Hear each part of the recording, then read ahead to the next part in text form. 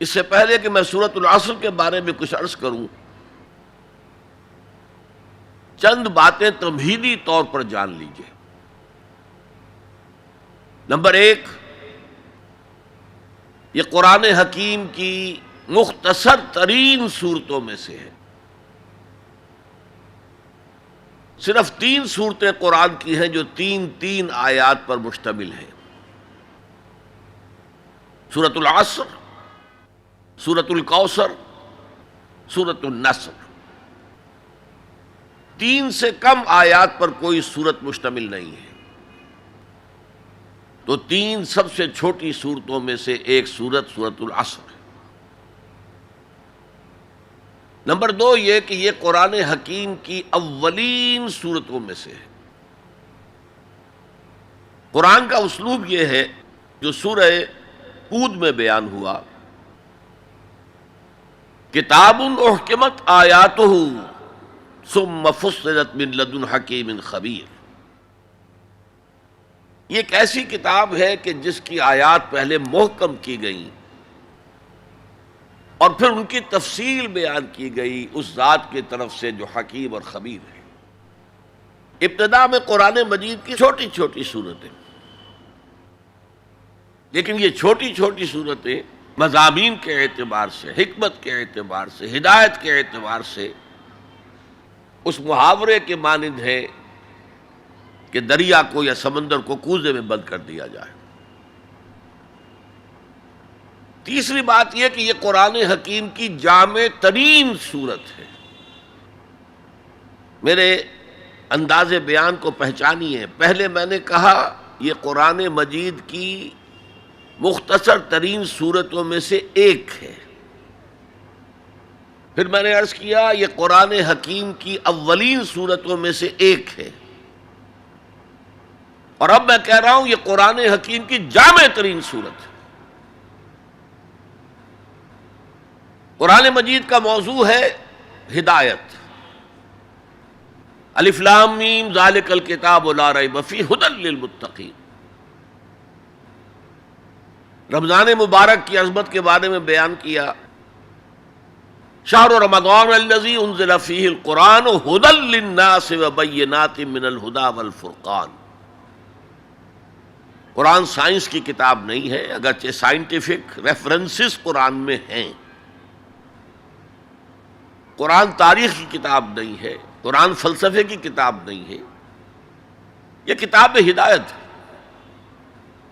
فکری ہدایت، عملی ہدایت۔ اور وہ ہدایت جو ہے اس سورہ مبارکہ میں مختصر ترین الفاظ کے اندر سمو دی گئی۔ چنانچہ میں یہاں آپ کو امام شافعی رحمۃ اللہ علیہ کے 2 قول سنانا چاہتا ہوں جو اس سورہ مبارکہ کے بارے میں ہے۔ آپ نے فرمایا لو تدبر الناس هذه السورہ لوسعتهم، اگر لوگ صرف اس ایک سورت پر تدبر کریں، غور کریں، سوچیں، فکر کریں تو یہ ان کی ہدایت کے لیے کافی ہو جائے گا۔ اس سے بھی زیادہ بڑا قول جو مفتی محمد عبدہ نے اپنی تفسیر پارہ عم میں بیان کیا ہے، لو لم ينزل من القرآن سواها لکفت الناس، اگر قرآن میں سوائے اس ایک سورت کے اور کچھ نازل نہ ہوتا تب بھی لوگوں کی ہدایت کے لیے کافی تھی۔ اسی جامعیت کی بنا پر صحابہ کرام کا ایک طرز عمل امام رازی نے لکھا ہے، کان الرجلان من اصحاب النبی صلی اللہ علیہ وسلم اذا التقیا لم يتفرقا حتى يقرأ احدهما على الاخر سورة العصر ثم يسلم احدهما على الاخر۔ نبی اکرم صلی اللہ علیہ وسلم کے صحابہ کا معمول تھا کہ جب وہ باہم ملاقات کرتے تھے تو اس وقت تک علیحدہ نہیں ہوتے تھے جب تک ایک دوسرے کو سورۃ العصر نہ سنا لیں، اس کے بعد وہ پھر سلام کرتے تھے اور اپنے اپنے راستے پر چلے جاتے تھے۔ یعنی تذکیر کے لیے، یاد دہانی کے لیے، ہدایت کے جملہ مراحل کو واضح کرنے کے لیے ایک ایک لفظ میں یہ سورہ مبارکہ جو ہے واقعتاً اسی کی مثال ہے کہ سمندر کو کوزے میں بند کر دیا گیا۔ ایک اعتبار سے یوں بھی کہا جا سکتا ہے کہ یہ قرآن حکیم کے مضامین کا انڈیکس ہے۔ قرآن میں کچھ تاریخی واقعات بیان ہوئے ہیں، کچھ ازل کی باتیں بتائی گئیں، آدم کی تخلیق کا مرحلہ بتایا گیا، آدم و ابلیس کا قصہ بیان کیا گیا، پھر بہت سے انبیاء کے حالات بیان کیے گئے، پھر ہمیں آخرت کی خبریں دی گئیں۔ ان سب کی طرف اشارہ ہو گیا والعصر، زمانہ گواہ ہے، ان الانسان لفی خسر الا الذین آمنوا۔ اب یہ ایک بہت بڑا عنوان ہے قرآن کے مضامین کا، بہت جامع عنوان، آمنو، کن کن چیزوں پر ایمان، کس انداز میں ایمان، یہ تشریح قرآن میں ملے گی آپ کو مکی صورتوں کے اندر۔ وعملوا الصالحات، تیسرا مضمون کیا ہے؟ اچھے اعمال، صالح اعمال، اسی کی تفسیر تو ہے، اخلاقی تعلیمات ہے، بیسک ہیومن موریلٹی کا تذکرہ ہے، پھر شریعت کے احکام ہیں، یہ کرو یہ نہ کرو، یہ سب کیا ہے؟ عمل صالح کی تفسیر ہے۔ وتواصوا بالحق، یہ کیا ہے؟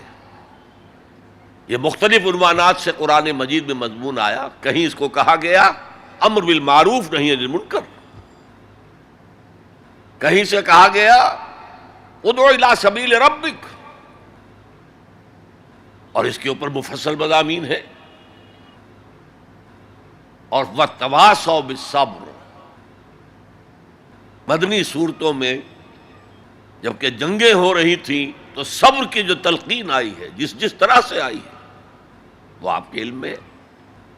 تو یہی تو مضامین ہے نا قرآن کے۔ تو گویا کہ سورۃ العصر جو ہے مضامین قرآن کا ایک جامع انڈیکس ہے۔